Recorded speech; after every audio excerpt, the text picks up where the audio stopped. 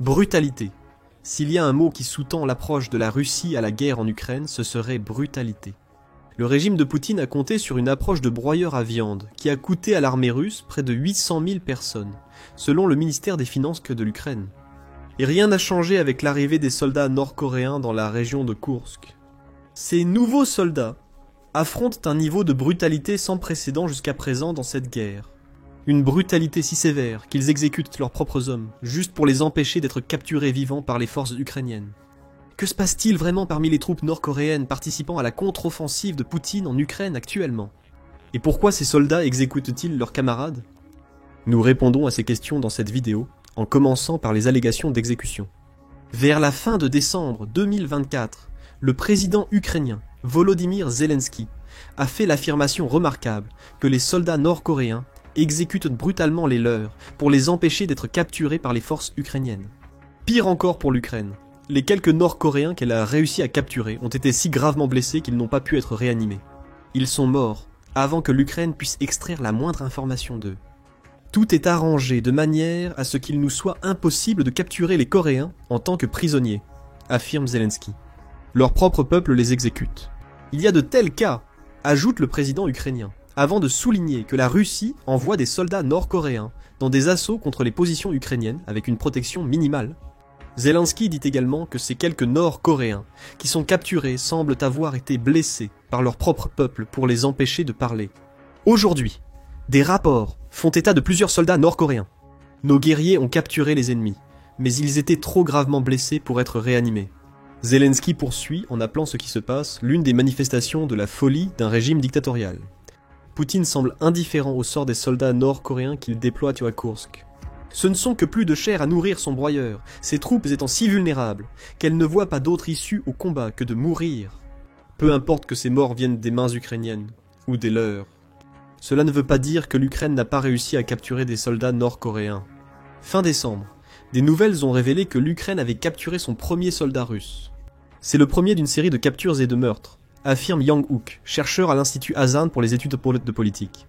Pour les Ukrainiens, capturer ces troupes nord-coréennes et les échanger contre des prisonniers de guerre ukrainiens détenus par les Russes est plus avantageux. Seulement, ces échanges n'ont pas lieu.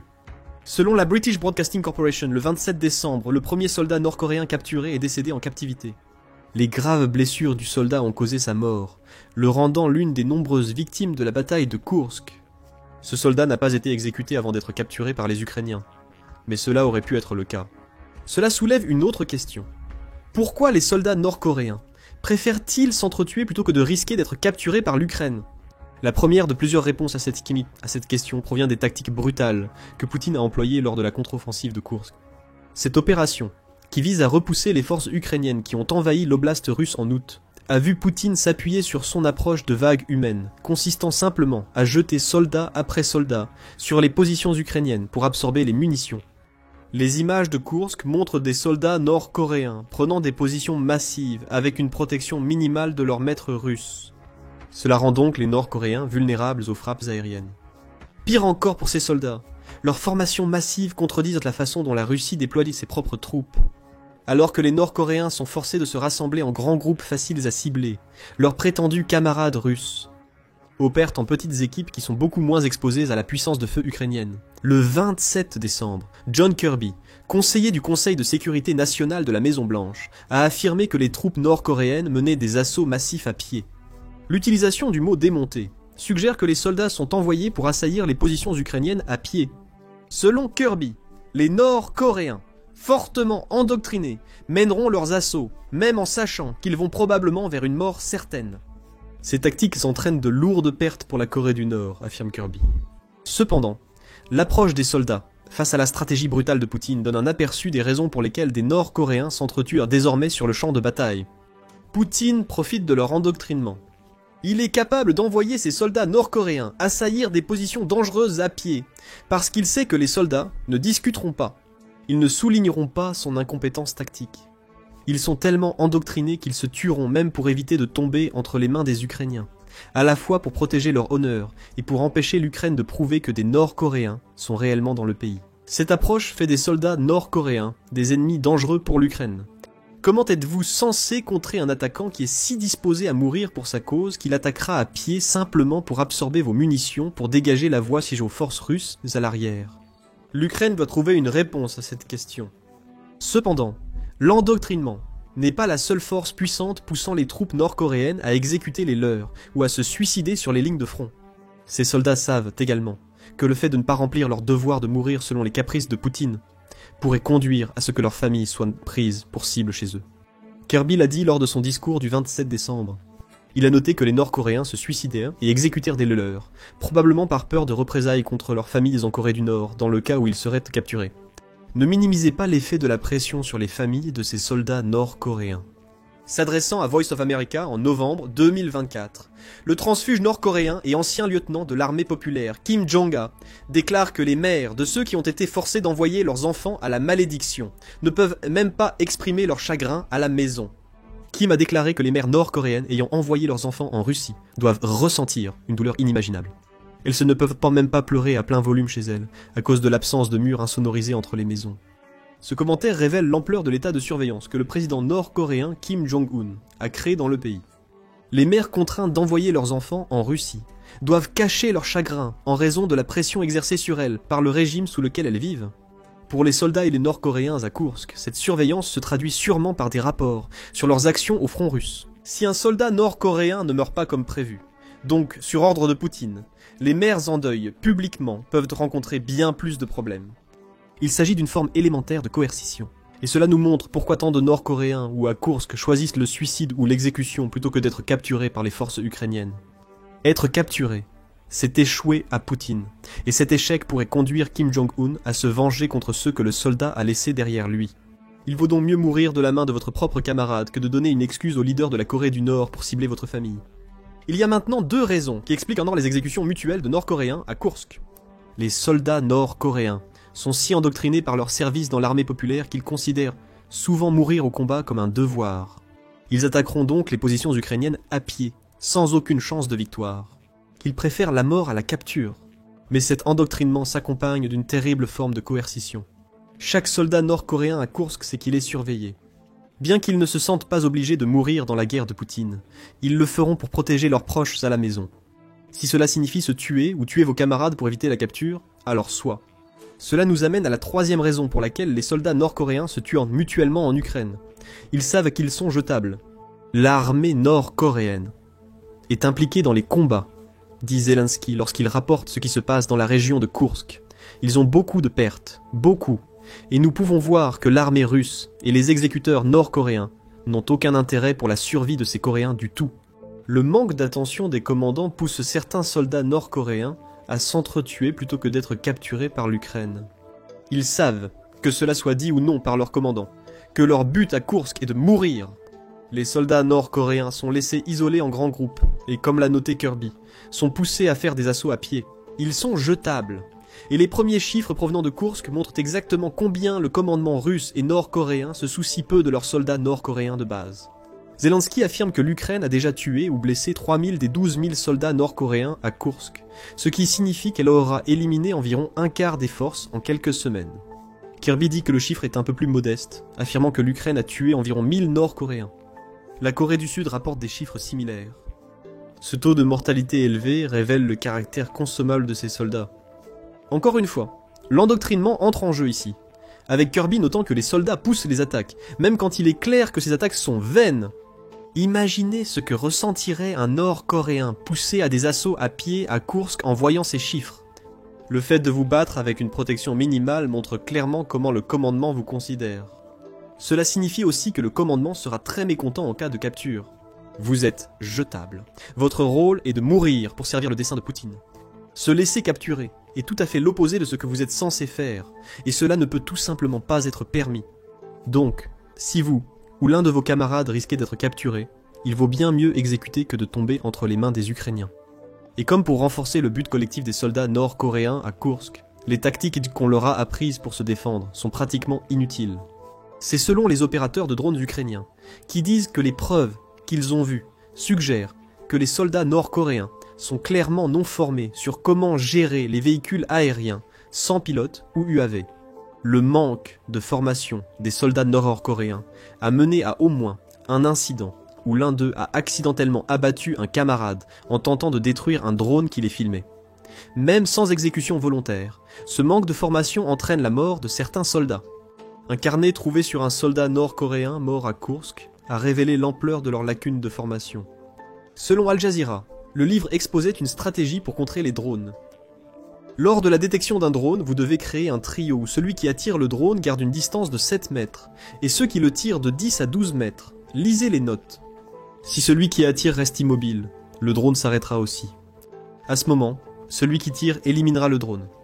Cette stratégie ridicule se résume à un soldat nord-coréen servant d'appât pour que ses camarades puissent attaquer le drone. C'est aussi une stratégie qui semble dépendre du drone qui s'arrête et plane simplement près de l'appât, plutôt que d'attaquer ou d'exploser.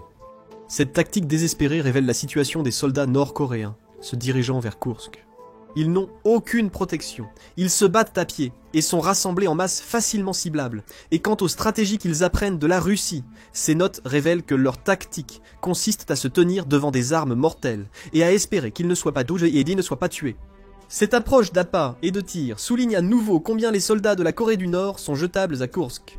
Pour le commandement, ils sont insignifiants tant qu'ils ne sont pas capturés.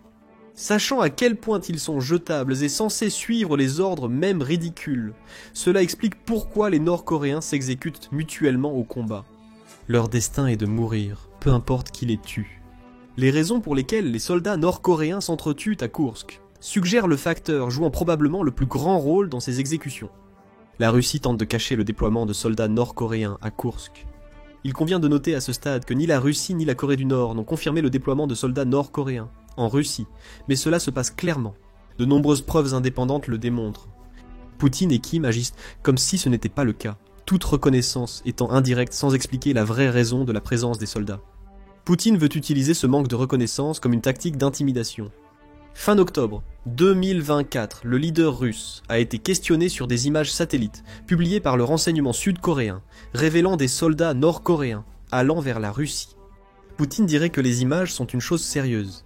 Les images reflètent une réalité que le monde entier comprend maintenant, même si Poutine refuse de l'admettre ouvertement.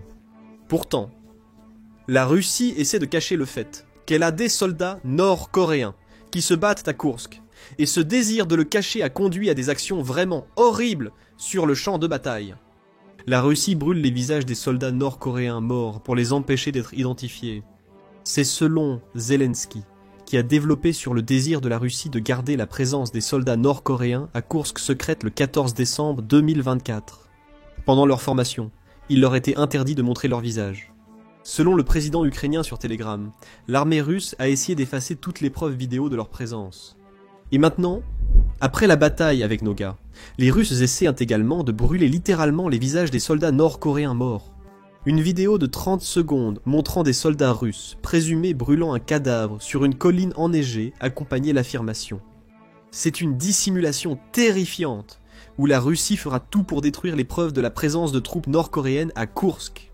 Cette dissimulation montre pourquoi l'endoctrinement, l'interchangeabilité et les menaces envers les familles des soldats nord-coréens sont si efficaces pour la Russie. Les soldats que la Russie a reçus du président Kim savent qu'ils ne peuvent pas être attrapés. Se faire attraper signifie devenir une preuve tangible de la présence nord-coréenne à Koursk. Les troupes nord-coréennes exécutent les leurs pour soutenir vainement l'illusion de Poutine. Ils se suicident, croyant que s'entretuer empêchera le monde de savoir qu'ils étaient là. Bien sûr, cela est complètement faux. Il est maintenant bien connu que des soldats nord-coréens sont présents à Koursk. La Russie et la Corée du Nord peuvent recourir à des méthodes brutales pour dissimuler les faits, mais rien ne fonctionne. Le camouflage de Poutine semble n'exister que pour semer le doute parmi les troupes ukrainiennes. Voici donc 4 raisons pour lesquelles les soldats nord-coréens s'entretuent, et parfois se suicident, à Koursk. Ils sont tellement endoctrinés qu'ils sont prêts à mourir pour l'opération militaire spéciale de Poutine sur ordre de Kim.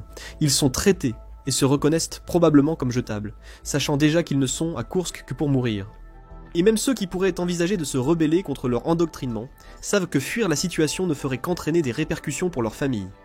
Ainsi, il vaut mieux mourir à Koursk que de voir leurs proches souffrir chez eux, et tout cela est soutenu par l'étrange désir de Poutine de garder la présence des Nord-Coréens à Koursk secrète, malgré le fait que le monde sait ce qui se passe. Une dernière raison pourrait expliquer pourquoi les soldats nord-coréens préfèrent s'entretuer plutôt que de se laisser capturer par l'Ukraine. La propagande russe de Poutine et du Kremlin a probablement nourri les soldats nord-coréens de fausses informations sur ce que l'Ukraine leur ferait s'ils étaient capturés.